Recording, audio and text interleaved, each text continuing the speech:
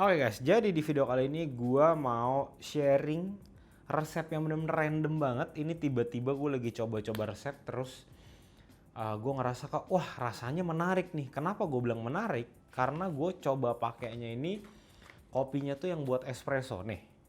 Ya, kopinya yang ini teman-teman ya, dari saya samping nih. Nah, video ini sebenarnya gue tidak ada intention buat promosi beansnya atau alat-alatnya.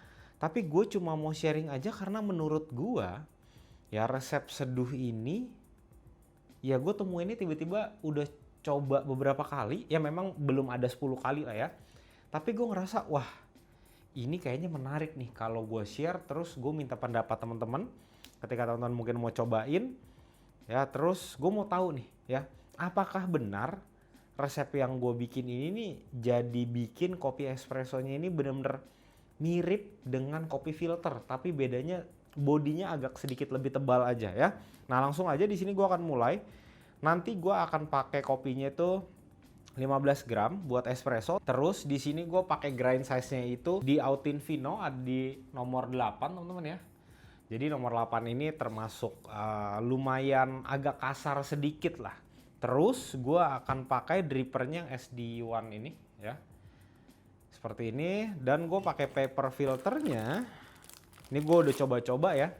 Ternyata gue lebih dapet ketika gilingan nomor 8 ini nggak mampet kalau pakai Latina Viola yang ini. Ya, nah terus bedanya apa? Nah perbedaannya adalah ini ketika pertama kali teman-teman sebelum seduh gitu ya. Ya ini mah kayak biasa lah ya. Ini teman-teman bilas dulu. Oke. Lalu ya, ini sebenarnya bisa dikatakan kayak bypass lah ya, tapi bypassnya ini jujur gue masih belum tahu kenapa kok bisa dengan bypass seperti ini dengan suhu yang gue pakai. Ini nih nanti menghasilkan rasa itu clarity-nya yang cukup tinggi dan acidity yang dihasilkan menurut gue ya lumayan tinggi juga gitu ya, dan nggak kayak gue pakai resep yang lain. Oke, langsung mulai aja ke resepnya. Jadi ini pertama kali air gue akan set di suhu 60 dulu ya. Kemarin tuh gue udah seduh ini yang ke-6 kali. Ya dari pertama itu gue pakai suhu ruang terus gue naikin sampai gue dapet titik di oke. Ketika gue pakai suhu airnya di 60 dulu yang gue tuang ke dalam server ya untuk pertama kali, ini gue bisa dapetin acidity yang lebih bright ya, clarity yang lebih tinggi juga. Nah ini gue masukin sebanyak 60 ml teman-teman ya, 60. Oke, udah. Lalu ini gue masukin bubuk kopinya. Oke, sorry, ini gue pakai bubuk kopi 13 gram teman-teman ya, 13 gram. Nah, seduhan pertama di sini gue mau startnya itu pakai suhu 75 derajat. Oke, ini diter dulu. Suhu air 75, di sini gue pakai Amidis 70, Nestle-nya 30%. Oke, nah ini pertama kali tuang, di sini gue blooming sebanyak 30 gram aja teman-teman ya. 30 gram. Nah, ini gue set lagi di suhunya 91. Nah, untuk bloomingnya di sini gue tarik panjang. Ya, ini selama 1 menit kurang lebih. Gue sudah coba sebenarnya dengan resep yang ini tuh gue blooming sampai 1 menit 10 detik pun itu masih oke lah. Ya, sekalian nunggu si airnya ini mencapai di 91. Oke, ketika sudah di 1 menit ini gue tuang pelan banget ya, flow-nya benar-benar pelan. Ya, bener-bener dari dalam circular motion, dari dalam keluar, dalam keluar. Ini gue tuang sampai 150. Oke, 150 stop. Nah, ini memang turunnya mungkin ketika teman-teman pakai dripper yang lain gitu ya, atau pakai paper filter yang lain, ini tergantung waktunya tuh bisa variatif lah. Kalau misalkan yang gue pakai seperti ini ya, paper filternya si Latina Viola, ukuran 01, terus pakai SD1 dripper, grind size di Autin Vino pakai nomor 8, ini kurang lebihnya itu maksimal ada di 3 menitan lah. Tapi walaupun 3 menit gitu, gue ngerasa yang tadi ya, yang gue dapetin memang clarity-nya jadi lebih jelas. Habis itu acidity-nya jadi lebih bright, lebih apa ya, lebih bener-bener lebih dominan Ya sedangkan kalau misalnya gue pakai resep seduh V60 gue yang biasa yang 3 kali pouring, ya dengan kopi ini gue tuh acidity-nya masih dapat tapi tipis banget gitu. Dengan bypass yang sama ya, dengan bypass yang sama, suhu yang sama, cuma gue bedakan dari interval penuangan sama alatnya aja gitu. Itu perbedaannya lumayan signifikan lah. Maka dari itu kenapa gue bilang ini adalah video yang random ya. Gue tidak ada prepare apa-apa. Ketika gue dapat, wah kayaknya menarik nih, ya udah makanya gue share aja. Nah ini brewing time gue sudah 3 menit lebih ya. Nanti gue coba aja karena tadi dan kemarin tadi pagi udah gue coba, itu gue maksimalnya ada di 2 menit 45 detikan. Ya kali ini gue juga penasaran, gue mau tahu ketika di atas 3 menit itu brewing time-nya kayak rasanya akan seperti apa. Oke. Nah ini gue dapat di 3 menit 19 detik. Kita coba lihat ya rasanya akan seperti apa.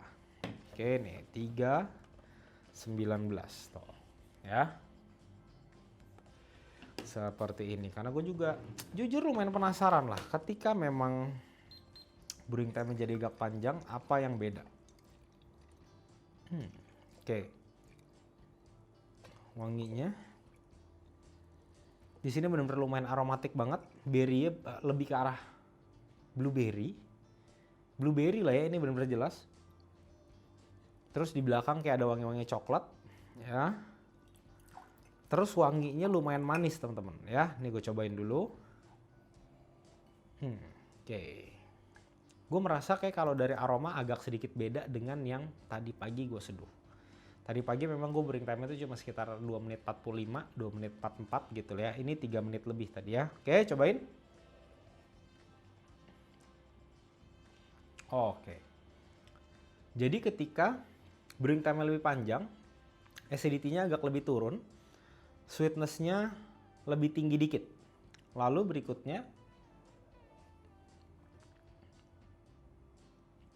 nah tapi di sini gue ngerasa kayak ada sensasinya lumayan sepet teman-teman nih.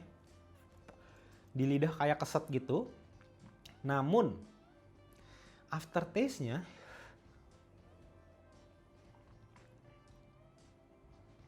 gue kerasa jadi agak lebih panjang. Menarik nih. Ya. Nah, jujur gue masih belum tahu sebenarnya kenapa atau apa yang menyebabkan bisa rasanya jadi berubah gini ya. Padahal ini gue cuma ubah yang gue bilang tadi, yang pertama dari suhu air untuk bypassnya, tapi gue tuang di awal ini dari yang suhu ruang, terus gue naikin jadi 40, 50, 60 gitu ya. Sampai yang bypass terakhir sesuai dengan suhu yang gue pakai buat nyeduh. Itu benar-benar dari masing-masing suhu gue ngerasa ada perbedaan yang cukup signifikan. Ya, karena yang paling jelas berasa ini adalah dari acidity dan sweetness. Terus dari teksturnya ini yang benar-benar beda itu ketika gua itu udah pakai di suhu aktual sesuai gua brewing, ya mungkin sekitar ada di 90-an atau 90 ke bawah gitu ya. Dengan yang 40 ke bawah. 40 bisa kita bilang udah suhunya terlalu rendah kali ya. Itu benar-benar beda ya. Untuk sweetness-nya gue dapet ketika gue pakai di suhu 50, 60, 70 sampai ke suhu aktualnya ini, itu sweetness-nya akan lebih tinggi.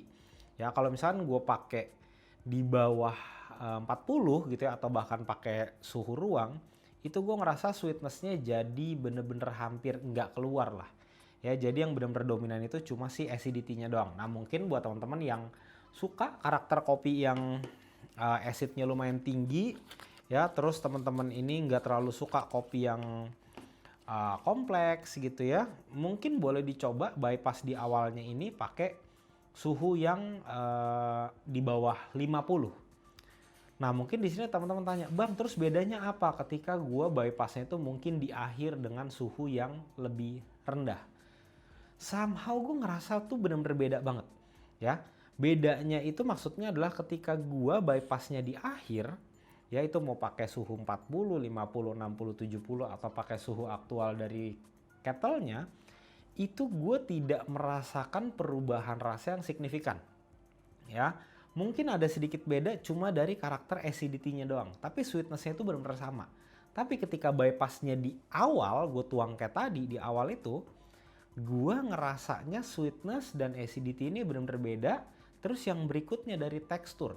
Dari teksturnya benar-benar kerasa berbeda banget. Nah ini ya ketika suhunya sudah sedikit lebih turun, gua kalau tadi yang ngerasanya itu memang dari segi sweetness-nya itu masih sama, tapi acidity-nya itu jadi lebih turun, bukan malah naik.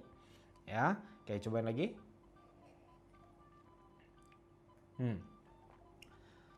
Jadi si acidnya ini mungkin karena lidah gue sudah terbiasa juga atau apa gitu ya, ngerasanya jadi agak lebih turun. Tapi si aromatik dari kopinya ini jadi lebih tinggi. Nah kalau di sini ya gue ngerasanya ini ketika suhunya sudah agak turun, acidity ini bener-bener gue kerasa bener-bener kayak buah-buah berry gitu ya. Kalau di sini gue ngerasanya lebih ke arah blueberry. Habis itu manisnya ini kayak karamel, kayak coklat. Ini belum sampai dark coklat ya, ini benar-benar kayak coklat aja. Habis itu di belakang, ini benar-benar ada karakter khas dari kopi gayonya banget lah. Ya, yang bodinya lumayan tebel. Terus tekstur di belakangnya ini benar-benar gue ngerasa round banget, bulat banget. Nah, kalau misalkan gue pakai suhunya di bawah 50 di bypass awal gitu ya, itu gue ngerasa kurang lebih dari teksturnya itu benar-benar kerasa kayak juicy, kayak bener-bener teman-teman kayak apa ya, mungkin kalau bingung tekstur juicy ini teman-teman bayangin kayak makan buah yang airnya itu bener-bener banyak ya, kayak makan buah semangka deh ya, ketika gigit tuh bener-bener berasakan mulut teman-teman penuh sama air, kurang lebih teksturnya akan seperti itu. Tapi kalau gue pribadi ya, gue lebih suka kalau misalkan pakai suhunya ini, mungkin teman-teman boleh coba dari 60 sampai 70-an kurang lebihnya suhu bypass awal. Ya, terus dengan resepnya yang tadi ini coba gue ulangin karena kayak tadi di awal agak acak-acakan ya. Gue pakai 13 gram kopinya, grind size di nomor 8 pakai Autin Vino, terus dripper SD1 dripper, paper filternya Latina Viola yang ini. Ya mungkin kalau teman-teman bilang, oh bang lu cuma iklan aja. Enggak, teman-teman boleh cobain aja ya dengan paper filter yang lain. Gue berani jamin paper filter yang lain itu akan lebih mampet seharusnya ya. Terus gue pakai 2 interval penuangan aja, total airnya 200, bypass pertamanya itu 50. Dengan suhu bypass pertama ini ada di 60-an kurang lebih. Terus suhu brewingnya ini tadi pertama kali itu ada di suhu sekitar 81-an. Gue buat tuang pada saat bloomingnya ya. Habis itu gue taruh lagi, blooming selama 1 menit. Ini suhunya sudah mencapai di 91 kurang lebih. Habis itu gue tuang lagi sampai 150. Jadi total airnya dalam tanda kutip yang gue pakai itu adalah 200. Ya, brewing time-nya teman-teman di sini mungkin bisa aiming itu dari 2 menit 40 detik sampai 3 menit 20 menurut gue masih enak. Nah, jadi kalau teman-teman pengen acidity-nya ini lebih pronounce, lebih jelas, mungkin bisa mainnya di bawah 3 menit ya. Kalau sweetness-nya mau di boost juga, mau dinaikin juga, ini teman-teman mungkin bisa main di 3 menit ke atas ya. Kurang lebih seperti itu aja ya. Nah ini coba ya, suhunya sudah agak dingin, gue mau cobain lagi.